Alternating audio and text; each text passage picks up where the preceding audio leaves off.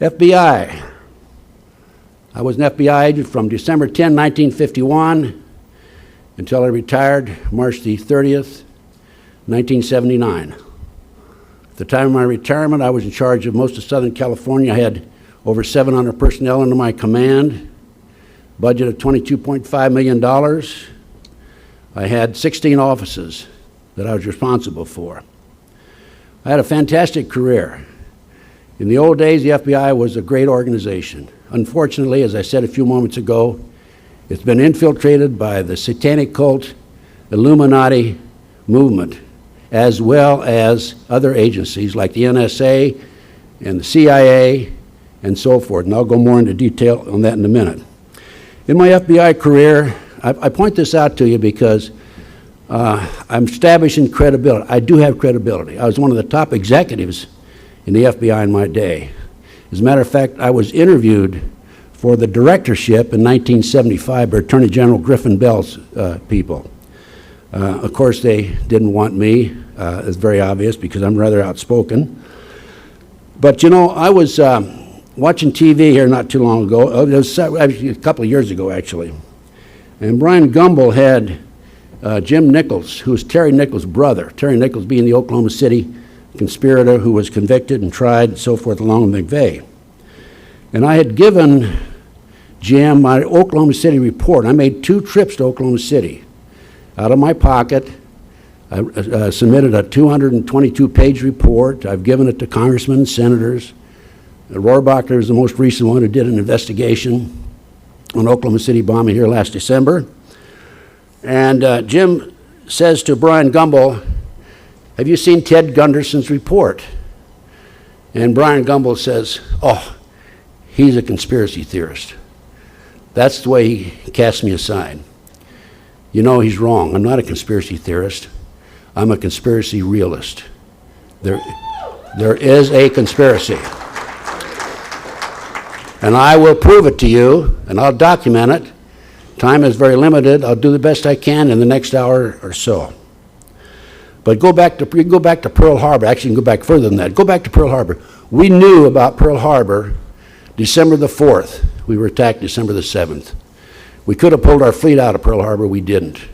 I've talked to the Naval Intelligence Officer who intercepted or received that message that the Japanese code had been broken. He passed it up to his superiors.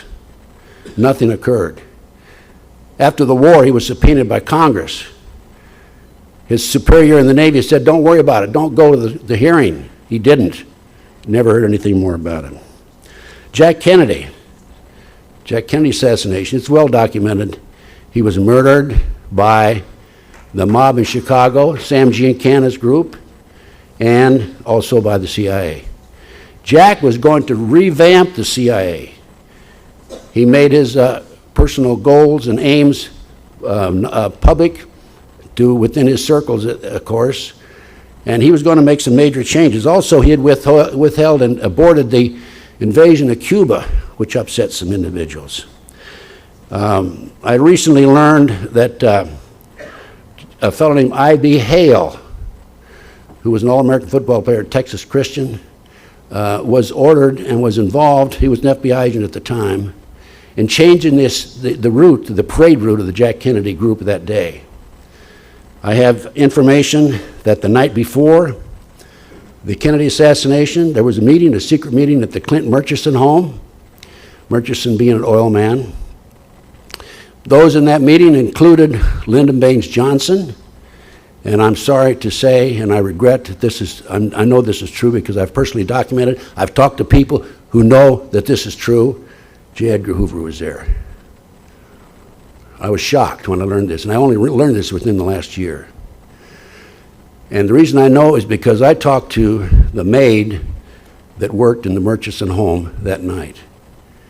And when Lyndon Johnson came out of that meeting, he says to his girlfriend, Margaret Brown, who wrote a book about this, and I used to have my radio talk show in 97, 98, and I had her on my radio talk show. She said that Johnson told her, "After tomorrow, we don't have to worry about that SOB Kennedy." Bobby Kennedy, shot in the kitchen, the Ambassador Hotel, Los Angeles. 5 bullet shots in him. There were 11 shots fired. There were shot supposedly by Saran, and I'm sure he was. Saran was part of it. But Saran's gun would only hold 8 bullets. There were extra bullets in the wall and in the hall and in the door. Covered up. Ruby Ridge, we all know about Randy Weaver. BATF tried to set him up. He wouldn't go along with it. They issued a bench warrant for his arrest. He didn't appear in court. They sent an army out to him. Horiochi, the FBI sharpshooter, murdered his wife in front of the window of the front door. Oklahoma City, I personally, as I said, made 2 trips to Oklahoma City. I was told by an inside investigator now, somebody that was on the inside, that there were at least 11 other people involved in Oklahoma City. The fertilizer bomb was a myth. There was no fertilizer bomb. Ridiculous. There was an ammonia nitrate, it was an electrohydrodynamic gaseous fuel device, a highly classified bomb that was tested in the early 1980s, 1982 as a matter of fact, in Area 51. The explosion was underestimated. It was so powerful it killed one of the technicians. I happen to have personal knowledge of that particular bomb. I'll call it the barometric bomb. The government covered it up. I have in my archives at home, by the way, I have over 300 boxes of research. I have my videotapes of the news broadcasts the afternoon of Oklahoma City. The broadcasters on the TV stations in Oklahoma City, every one of them said they're bringing unexploded devices out of the building. One of them said, now we're going to find out who's behind this, because one of the unexploded devices has U.S. Army stenciled on it. That's right. And of course, you and I know that McVeigh and Nichols could not possibly have been in there that morning and planted those devices. What I think was planned was the barometric bomb was to go off, a very highly explosive bomb. It's manufactured by the Hercules Manufacturing Company in Silicon Valley, developed by Michael Riconosciuto, a friend of mine who's now in prison because he dared to testify against Congress, the Brooks Committee. And they set him up on a drug operation, first offense, 30 years. Michael was an intelligence agent for some 20 years, one of my closest friends. I go visit him regularly at Terminal Island in San Pedro, California. That bomb was developed by Michael and his father, Hercules Manufacturing in Silicon Valley. It was a directional bomb, and if you look at the pictures of Oklahoma City, you'll see where half the building was taken away. It was like a half moon. Well, the 4 unexploded devices that were taken out of there, by the way, it's documented in a magazine article called Firehouse Magazine, September 1995. The editor of that magazine wrote the article based on information furnished to him by the Oklahoma City Fire Department. And in there he says, and he has a time schedule, that on certain times these unexploded devices were taken out of the building. There was a plan, in my opinion, to explode the barometric bomb, followed up by a series of bombs, and to bring that whole building down like they did 9/11. There was no question about it. They had planned, they, meaning the New World Order boys, and I'm going to go more into that in just a minute, to bring that whole Oklahoma City building down. We had Waco. It's kind of interesting because we know of posse comitatus. It's against the law for the federal government to use military against civilian personnel, violation of the law, yet they brought military personnel in. And it's kind of interesting because I know those of you who have looked at the the Waco case, realize that there were 4 BATF agents who were killed in Waco. All 4 of those agents, in my research, took headshots. How many military men do we have out there? Raise your hand. What does that indicate to you? Sniper, right? They were shot by snipers. 4 headshots to 4 BATF agents. One of the headshots went from above down in through his lips and down into his body. From above, there was a helicopter there by the government. Further research established that those 4 BATF agents at one time were bodyguards for Bill Clinton. Larry, Oklahoma City again, I'm going to go back to Oklahoma City. Terry Nichols, most recently, again, the co-conspirator in the Oklahoma City case, recently submitted, in fact, January 19th, submitted a document, an affidavit in the courts in Salt Lake City that Larry Watts, number 2 man in the FBI, actually orchestrated Oklahoma City. You don't see this in the mainstream media, do you? The 1993 World Trade Center bombing of the February 26, 1993. There's an article in New York Times. I have a copy of this article. It's October 23, 1993, New York Times. And it states that the FBI had an informant in among the terrorists, Salam, and he was commissioned by the terrorists to put the bomb together. He went to his FBI handler, supervisor, told him he was the one to put the bomb together. He'd been commissioned by the terrorists. We're going to use a dummy bomb, aren't we? His FBI handler said, no, we're going to use a real bomb. The FBI not only knew in advance that they were going to bomb the World Trade Center, car bomb the World Trade Center, the FBI furnished the ingredients for the bomb. It was in the New York Times, LA Times. Now, what I don't understand is, do not the senators and the congressmen of the United States read those 2 newspapers? Right? Somebody should have looked into that and conducted an honest investigation. But then, after all, we have 911. Do you think there was an honest investigation there? Absolutely not. 911. My friend Mike Riconosciuto, intelligence agent for 2 decades. In the spring of 1986, I was contacted by a former top Reagan administrator, Bill Sloan, who's now dead, so I'll use his name. Bill said, can you help the Afghan rebels in their fight against the Soviets? Knowing Mike and knowing his background, I contacted Mike. I said, let's see if we can help the fellows out over there, beat the communists. So we had a meeting with the fellow from the State Department/CIA in Los Angeles. Mike and I did. He brought along a 4th individual.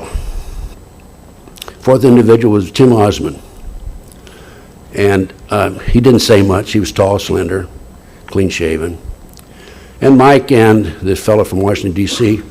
talked. I sat in the background. And long story short, Michael was able to put together a package and provided the Afghan rebels the surface-to-air missiles that defeated the Soviets in Afghanistan. Also, Mike learned in his contacts working with the Arabs that our government gave the Afghan rebels $650 million a year for 5 years. No question about it in my mind. They're using that money today against us. Okay. They defeated the communists over there, and as a result of Mike's contact with these individuals, he developed sources in the Middle East, Arab friends. He had, even though he's in prison because he testified against the Department of Justice on the Promise Software case, and I don't have time to go into details there, but the Promise Software is developed by Bill and Nancy Hamilton out of Washington, D.C., and this software, this computer, keeps track of everything you can imagine. The Department of Justice took it, leased it for 2 years at the tune of $10 million. And then at the end of 2 years, refused to pay the Hamiltons. The Brooks Committee had a hearing on it, and Mike was called to testify because he put a trap door in the computer. And then when the Department of Justice refused to pay the Hamiltons, a fellow named Earl Bryant, past president of United Press International, took that computer and sold it around the world to countries all over the world with that trap door in it. Of course, these countries didn't know that there's a trap door there, but the Brooks Committee was looking into this. This is in the late 1980s. 3 weeks before Mike was to testify, he received a telephone call, he claims, from a fellow named Peter Vietnix, Department of Justice. If you testify, you'll be sorry. He testified. Shortly thereafter, he was arrested for drugs, claimed he had a methamphetamine laboratory, 30 years, as I mentioned. Anyway, in spite of the fact that he's in prison, he still had these contacts in the Arab world. And when he was in Coleman, Florida, the federal penitentiary, he had access to the computer. and a very, very brilliant fellow, high IQ, and a very cagey individual, very competent, very capable. Mike developed these sources inside the Arab world. Now, he's in prison in Terminal Island now, but at the time, he was at White Deer, Pennsylvania Federal Correction Institute. He tried to get to the FBI, tried to get to the Department of Justice, tried to get the word to the proper authorities because Mike developed information, advanced information about 911. As a matter of fact, on February the 5th, 2001, Mike wrote a letter to his attorney, Don Bailey, Harrisburg, Pennsylvania. I have developed sources inside the Arab world. They're about to attack us. I have detailed information. I have a copy of that letter, and it's certified, February 6, 2001. Nobody would talk to Mike. Finally, his attorney, Lou Buffardi in Chicago, wrote to the attorney, Colin Powell, and said, I have a client who has information about terrorist activities. And they sent in a fellow named Keith Kutry from the FBI in Williamsport, Pennsylvania. And at that time, Mike told him who was head of the terrorist movement in the United States, an electrical engineer out of Paterson, New Jersey, who has since gone back to the Middle East. Gave him details about forthcoming attacks in the United States by the Arabs, terrorist attacks, and so forth. Gave him an informant, gave the FBI an informant who was preparing false IDs for 4,500 terrorists around the world. The FBI did not interview him. 911 occurred, much to Mike's surprise. He thought he had done his part as an American citizen. And then they interviewed this individual 2 days, they came back and interviewed Michael 2 days afterwards, and later interviewed this individual who was preparing these false passports, IDs, and threatened him with prosecution, deported him, and sent him back. We had another individual, General Omby, out of Fort Sill, Oklahoma, back in 1982. I'm just giving you some examples of the conspiracy. There is a conspiracy, folks. There's no question about it. These are just some examples. I'm going to go more into detail. General Omby was responsible for the biggest drug bust in the history of the Army at Fort Sill, Oklahoma. He went to work one night late. He was working. His wife didn't come. He didn't come home. They found him the next day out in the hallway, hung. He had his uniform, his jacket, neatly placed next to him. There was no suicide note. His hands were tied behind him, and the Army said he committed suicide. Now the question is, did he tie his hands behind him before or after he hung himself? Okay. We had Ron Brown, Secretary of Commerce. He came in, he went on a flight. He was involved in a serious financial investigation. Larry, I think, had detailed knowledge of this. And he was ordered to take a trip around the world, goodwill trip of some sort. The plane came in on a beam into the mountain. There was a survivor, Kitty Kelly, a flight attendant. She broke her neck. She survived the crash, but she was found later with a broken neck. The man in the tower committed suicide right afterwards. Two pathologists said he had a bullet hole in his head the size of they thought of a .45 caliber. These are just a few of the, Gary Webb, you remember Gary Webb? He was the one who was responsible for exposing the CIA drug operation into South Central LA. He was ruled a suicide. He shot himself in the head twice. Okay. So when did I wake up? Well, I left the FBI in March 30, 79. Attorney General Griffin Bell hired me to coordinate security for the Pan American Games. Came back, I was involved in the '84 Olympics in Los Angeles. I was a consultant. And as a private investigator, I opened my own firm in Westwood, California. Worked the Jeffrey R. MacDonald case, MacDonald. He's a former Green Beret doctor convicted of murdering his wife, 2 children, Fort Bragg, February 17, 1970. He'd been tried, convicted, sentenced to 3 consecutive life sentences. Defense team came to me, will you investigate it? This is after the fact, of course, he's already serving time. I said yes. Long story short, within 10 months, I obtained a signed confession from Helena Stoeckley, who said he didn't do it. It was my Satanic Cult group that committed the murders, wife and 2 children, 2.5 and 5.5. We submitted that to the courts. We were ignored, of course. So I found out, Helena told me that this was a large-scale drug operation that was being covered up. They were flying drugs in plastic bags in the body cavities of the dead GIs coming out of Southeast Asia. There were military generals, plural, involved, other military personnel, officers, police officers, investigators for the Army, and so forth. That was my wake-up call. And I went public with the information, and I was like a magnet, like a sponge.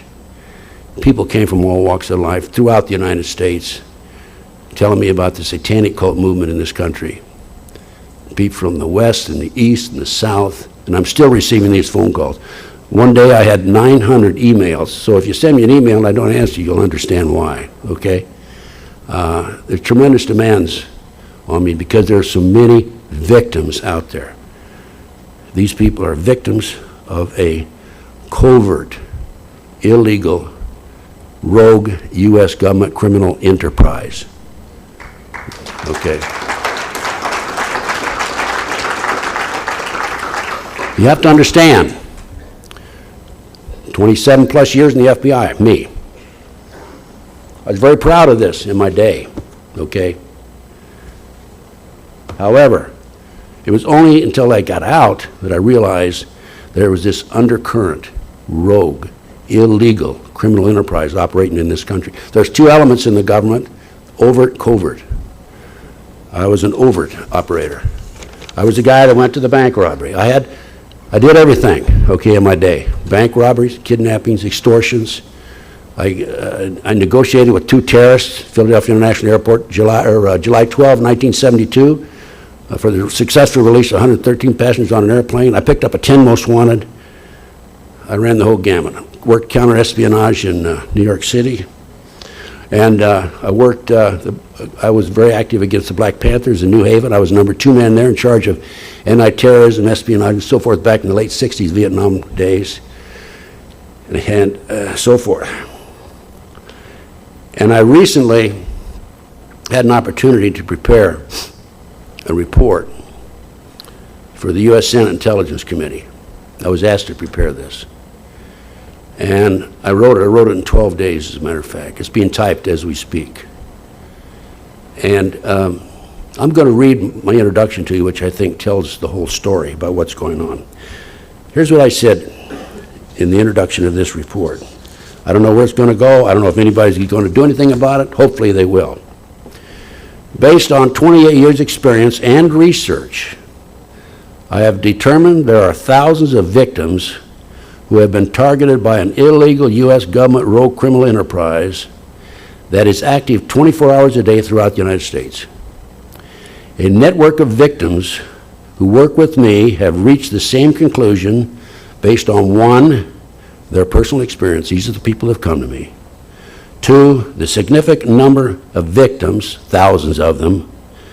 And 3, the extent and intensity of the harassment. I'm talking about micro beams, I'm talking about surveillances, I'm talking about poison gas, everything, the evil that you can think of.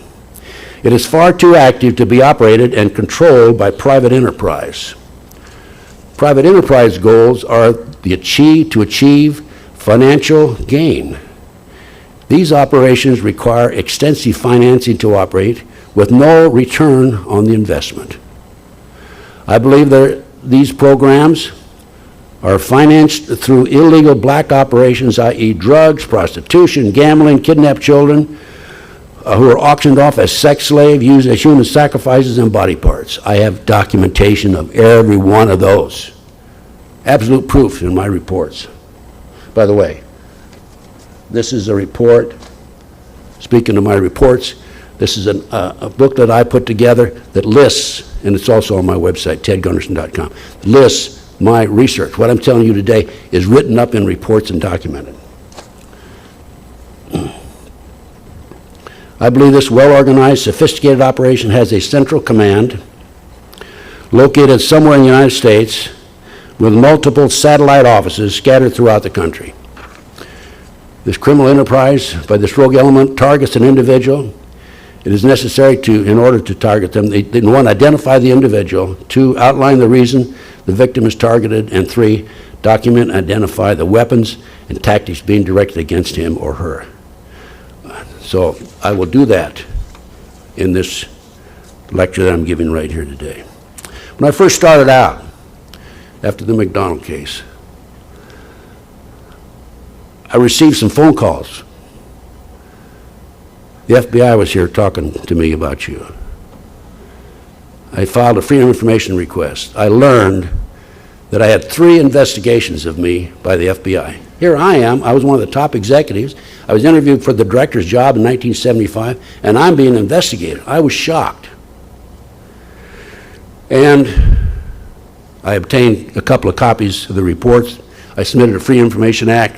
I got some pages back, insignificant number of pages. But I was kind of amused because the end of the report says that consider Gunderson armed and dangerous.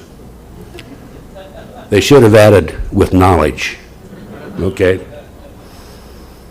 I knew they were going to indict me on a Tuesday. Thursday and Friday before that, I took 3 polygraph exams because I knew what their target was and what they were after. I gave it to my attorney, Doug Mulder in Dallas. I said, Doug, give this to the foreman of the grand jury. I passed the 3 polygraphs. He did. I was able to put a stop to it. The U.S. attorney who was going to indict me was a fellow named Bill Alexander. That didn't work. Next, in 82 and 83, now bear in mind, I got out in 79, broke the case, MacDonald case in 1980. In 82 and 83, I had 3 occasions when gunmen were waiting for me. There were 3 contracts on me, 3 different contracts. And I was fortunate because the one night, one of them, I haven't got time to go into each of the instances, but I can tell you about one of them. My landlady, this one particular night I didn't go home. And my landlady, where I lived, left a note on my car the next night when I came home. Needed to see me. She had come home the night I didn't go home. 1:30 in the morning, 2 men were sitting across from my front door in a car. One got out, walked over to, you know where Ted Gunderson lives? She said, no, I didn't know. I always told her if anybody asked Mom, she didn't know. She went upstairs and waited until, watched, and then at 1:45, the 2 men drove off. Well, she told me that. I started making phone calls to my sources, and I found out I not only had 1 hit on me, I had 2 hits on me, 2 contracts out on me. I got out of Dodge right away. I left, and I went underground for 18 months. I was able to get 1 hit off of me right away. It took me 18 months to get the other hit off. I haven't got time to go into detail about how I did it. The 1 hit, I found out who one of the persons was, one of the leading gangsters in Los Angeles was, and I got 3 of my friends, and we knocked on the door and went in and I talked to him and I said, hey, I got a hit on me, would you take it off? And he couldn't believe I was there. And anyway, he sent me into a room, and there were all 4 of us. The other 3, 2 of them were ex-cons. You know, in my business, you can be with the president of a bank one day and you can be with a drug dealer the next, right? So you never know. You have to be able to get along with all these people. So we went into this side room, and a little dog came in, smelled all 4 of us, and sat down at my feet and went to sleep. And this fellow came in, I call him the cocaine king of the West Coast. He looked around, he saw the dog, he says, my dog likes you. I like you. Now you talk about divine intervention. God put that dog in that room at my feet. Long story short, I talked to him. He excused the other 3 fellows, and he says, I was working on an attempted assassination privately. He pulled out an artist's conception of an individual who was the driver of the car in the attempted assassination case, and he said, where'd this come from? Because I was the one that investigated it and got the artist's conception and so forth. Just, you know, investigative routine type stuff. And I said to him, if I tell you who gave that to me and you're going to do something to him, I won't tell you. I'm going to take the heat. I'll take the heat. He got a little upset about that, and he says, no, I didn't say I was going to do anything to him. And I said, okay. So I finally told him the story, and he left and he came back. He says, "You're right, you got a hit on you. I've taken one off, but I can't take the other one off of you." So fortunately that I did go that day, because I was able to then leave town. I had 8 people working in my office. Tried to keep the office going. Had a very competent office manager, but if you're not there, you don't have hands-on, those of you who are businessmen, you can't make it in business. You've got to have hands-on. You got to handle the finance, you got to handle everything, you got to oversee everything. So I went to Dallas for 6 months, and then F. Lee Bailey put me to work on the road, and I lost my business. Ran up my rent to $100,000, couldn't pay the landlord, and so forth. But those were the hits and the contracts that were put on me. Then that didn't work. The FBI and the DEA put a girl on me, tried to set me up on a drug deal. Her name was Pam Fawcett. I dealt with her for 6 months. She was in Modesto, right down the road here. Called me one day. She says, "I want to talk to you." She drove down to LA. We'd been talking on the phone. And she told me the story, how the FBI and DEA tried to set me up on a drug deal. She was the intermediary. And I said to Pam, "Pam," I took a statement from her, gave her a polygraph and all that. I said to Pam, "Why did you come over to my side?" The FBI had given her $2,000. They gave her a run of the office. She had her own coffee cup. She could come and go as she pleased. And Pam says to me, she says, "You know," and I'd been giving her a little advice on the phone about a 14-year-old son who was in trouble in Florida. I said, "Pam, why'd you come to me? You're working with the DEA and the FBI. Why'd you come to me?" She says, "I woke up the other morning and I realized you're the only honest son of a bitch I've talked to in 6 months." Those were exact words.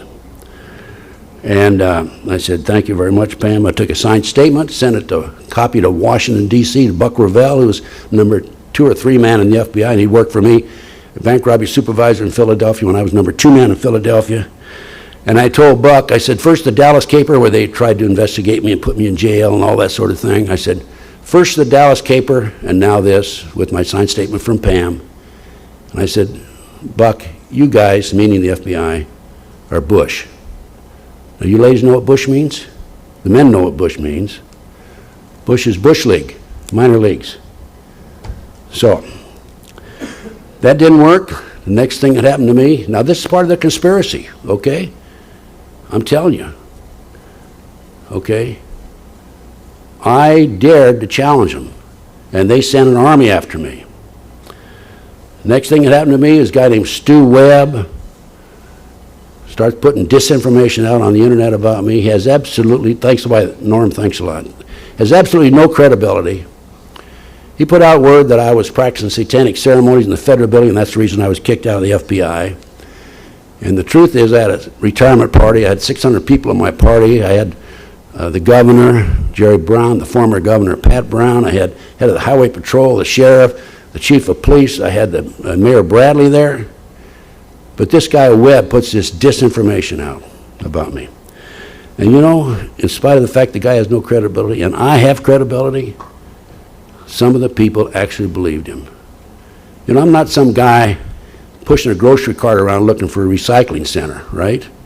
I have background. I have the credentials to stand up here and tell you what's going on.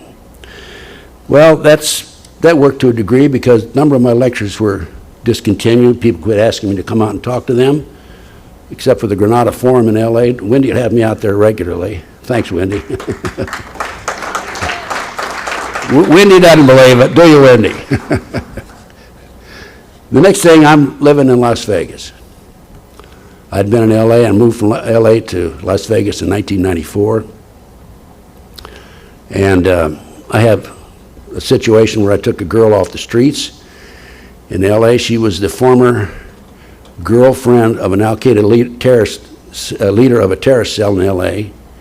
Her name was Fiona Lyon. She wandered in the streets. She started asking too many questions of this terrorist group in LA. And this was a year ago last August, or 2 years ago last August. And I had a call from a preacher, and he says, "I have this problem. I don't know what to do with this girl." I interviewed her for 4 hours. By the way, that DVD is available to you on the 400 plus DVDs that are free. Okay, free, get them. Make copies, get them out. It's my job. I've been called upon by the good Lord to get as much information out as possible about what's going on under the scenes, behind the scenes.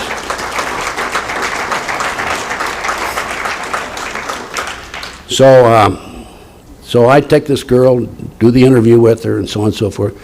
I tried to place her. I wrote to the FBI. I gave them the report.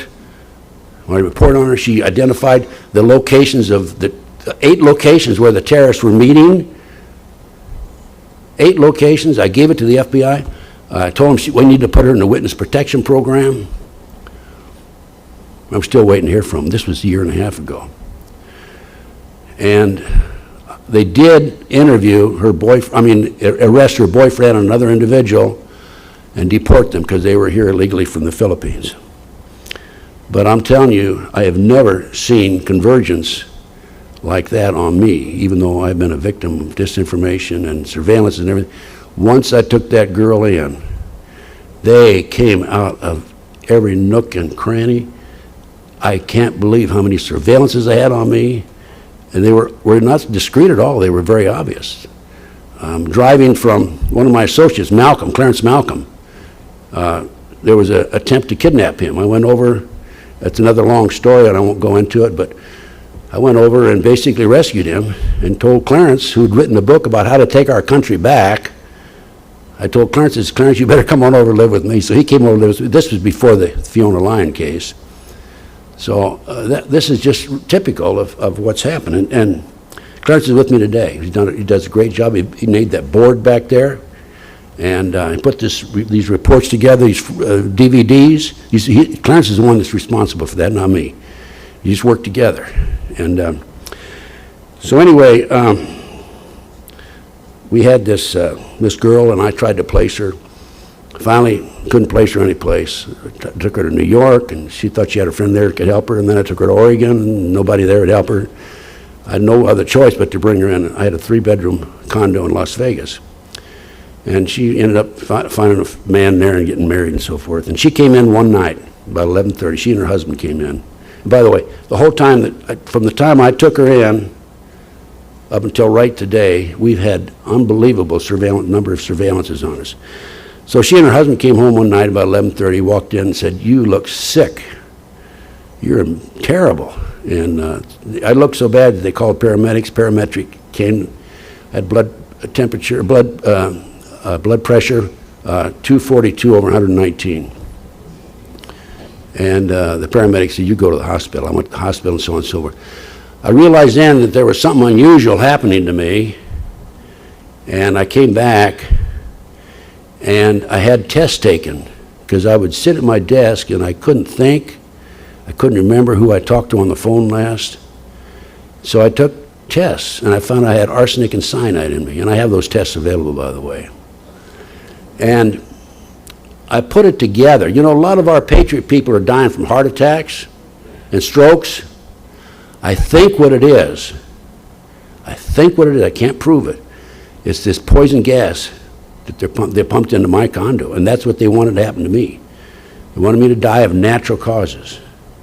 As a matter of fact, Clarence was driving from Las Vegas to LA once, and a car pulls in front of him, a car pulls behind him, a car pulls behind him, front next to behind him. And he's trapped, and blue smoke comes out of the car in front of him. And he was sick for 2 weeks. He's still sick, by the way. I was taking the same route about 2 months later, and the same thing happened to me, car in front, car next, and there was no car behind me, fortunately. And I suspected it because I was doing 75, this car was following me. He got up and got in front of me, slowed down to 55 miles an hour. I had to slow down because I was blocked, and I backed off right away. And then I went down about another 50 miles, pulled into a gas station. He was waiting down there for me. They gassed him.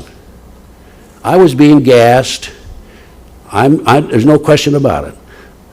The New World Order boy, I call them the junior high boys. They're recruiting them out of Special Forces, by the way. McVeigh was recruited out of Special Forces. You say McVeigh was flunked out of Special Forces? He didn't flunk out of Special Forces. He was recruited. He wrote a letter to his sister and said that he had been recruited to work for the CIA on the assassination squad and on the CIA drug operation. So anyway, I'm driving down, I suspect, because of what happened to Clarence, he told me, car pulled right in front of me, 55, I backed off real fast, pulled over to the side of the road, waited 15 minutes. They were waiting for me 50 miles down the road. That's the latest thing with me, poison. I was poisoned. And I said to myself, you know, I got to get out of Dodge. I'm in Las Vegas. I got to leave Las Vegas. And within 2 weeks, I had my friend John DeCamp, attorney in Nebraska. He and I worked the Franklin Coverup Case together. John called me. I called John. I said, John, I got to get out of here. He said, well, come on back. I got a place. I can put you up. So he's renting a 4-bedroom, 2-bath home to me in Claytonia, Nebraska. Claytonia, Nebraska. How many people know, have heard of Claytonia, Nebraska? I'm not going to see any hands out there, I'm sure of that. 296 people. And John's renting that place to me for $550 a month. I can barely afford it, believe me. But it's interesting because whereas in Las Vegas, and not particularly LA, but Las Vegas particularly, we had this girl, this Fiona Lyon, all these surveillances on me and all this gassing and all that other thing. Now I'm living in a single house dwelling, and these people, these junior high boys, come poking around there, but we can spot them in the small town. In fact, we've run them out of town several times. And it's kind of interesting because the main street's 5 blocks long, and all the side streets end up dead ending into cornfields. And one of the guys came in there, was poking around, driving through the city. We figured out who it was. He had out of another town license plate from another town down the road. So Malcolm got behind him and chased him, and the guy went up a side street and ended up in a cornfield, right? Had to do a U-turn and come back down. So Las Vegas, I left there. I'm in Claytonia, Nebraska, 296 people, and it's beautiful. Now, why me, right? Why am I targeted? Well, just in addition to these cases I mentioned earlier, I'm in a unique position of not only being involved in research, but also I've been on the streets. I get my hands dirty. I've been down in the trenches. I worked the Franklin Coverup Case with John DeCamp. How many have heard of the Franklin Coverup Case? This case here, here's a book. This is a must-read book, okay? This is a book about the Franklin Coverup. John wrote this book. He has sold 181,000 copies of this book on his own. None of the bookstores would handle it. They won't handle it anymore. They all say it's out of print. This is a case where John called me. He actually didn't call me, but I went back there at the request of another individual, a Lincoln, Nebraska citizen, Ed Weaver, who owned the potato chip factory. He read about me in a book called The Ultimate Evil by Maury Terry. Come back here, we got a problem. Long story short, this involved an illegal government drug operation, satanic cults. They were taking children out of Boys Town, orphanages, foster homes in Omaha, driving them to Sioux City, Iowa, 184 miles away, placing them in private jets and flying to Washington, D.C. for sex orgies with congressmen and senators. What better way to get a congressman and a senator and tell them how to vote? I personally talked to the photographer of the group, Rusty Nelson, and what Rusty did, he was ordered to take pictures of the congressmen and senators in order to blackmail them. That's what's happening in Washington today, by the way, with a number of them.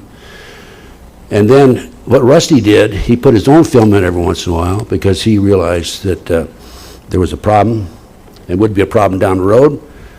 And so he had these pictures. And one time, again, I can't go into a lot of detail, I don't have time, but I told Rusty, I said, let's go find them. He hid these pictures in the mountains in Colorado. And one time, Pat Shannon and I went out in the mountains to look for the pictures. We didn't find any. We had several interesting experiences there. This is the Franklin Coverup Case. This involved satanic cults, involved kidnapping children, led me to an organization in Washington, D.C. known as the Finders. The Finders is a CIA covert operation that's been operating since the early 1960s.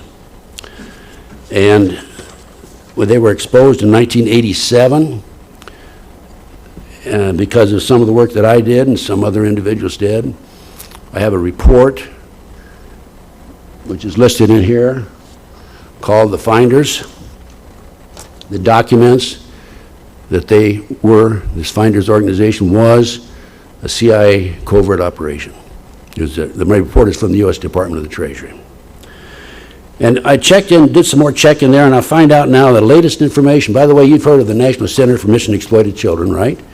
That's an adjunct of the U.S. Department of Justice. And it's kind of interesting because the Department of Justice has been operating this organization for more than 25 years.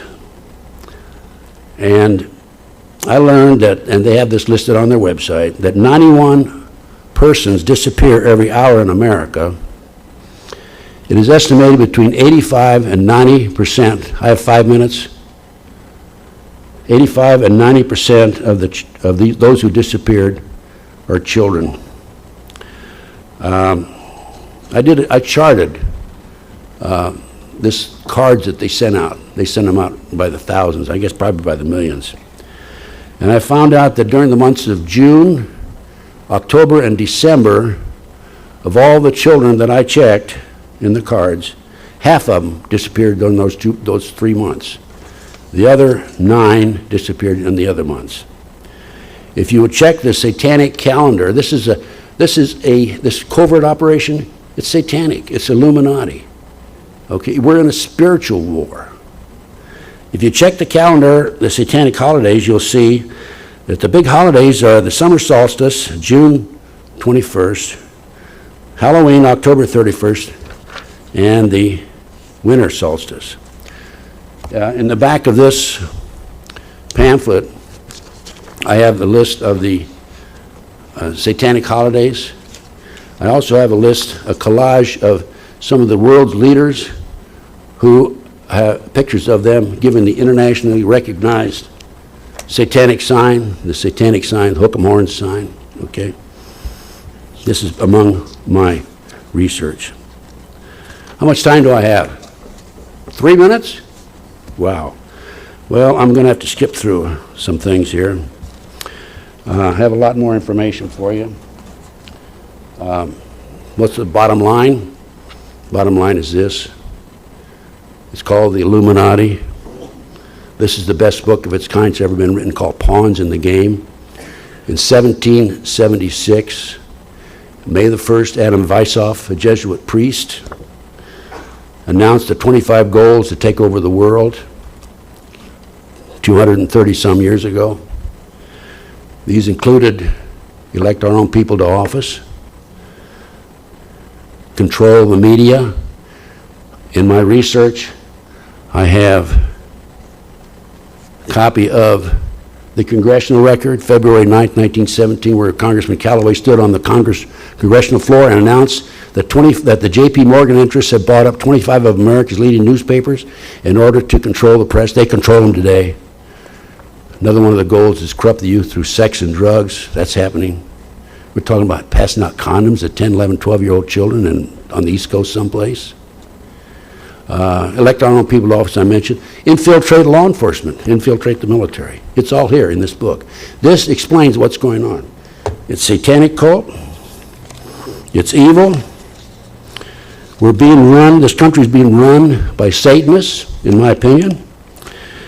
And I can go on and on. Actually, I have about a 4 or 5 hour lecture, but I've had to cut it down a little bit. But what's happening? Well, we have internment camps, okay? This is a picture of the railroad cars that they're going to haul us up and carry us off the internment camps in. There's shackles in these cars. It's 3-level.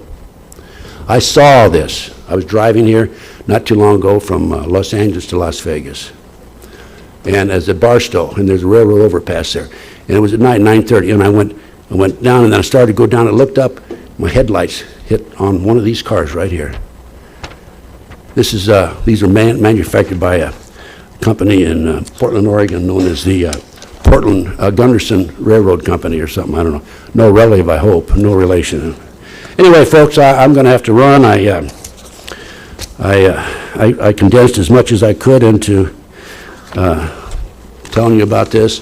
One of the problems we have, which I'd like to mention, we need to elect Ron Paul. One of the problems we have in electing him is there are electronic voting machines out there. They can be manipulated and maneuvered. There's no paper trail. And I'll leave you with one last story, okay? One last story, okay? John DeCamp, who was a state senator for 16 years, a year ago last May, ran for office, the state assembly. He did a survey 3 weeks before the election date. He was leading all candidates with 68% of the vote. There were 5 candidates. He ended up coming in third. In the precincts where they had paper ballots, he had 68% of the votes. In the precincts where they had electronic voting machines, he had between 8 and 10% of the vote. That's just one obstacle we have to overcome.